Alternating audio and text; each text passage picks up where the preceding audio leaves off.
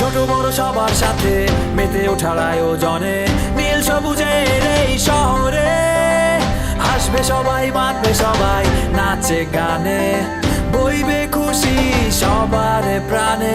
BPL এ বইবে এবার ঝড়ো একে হাওয়া, পূরণ হবে সিলেটে বাঁশির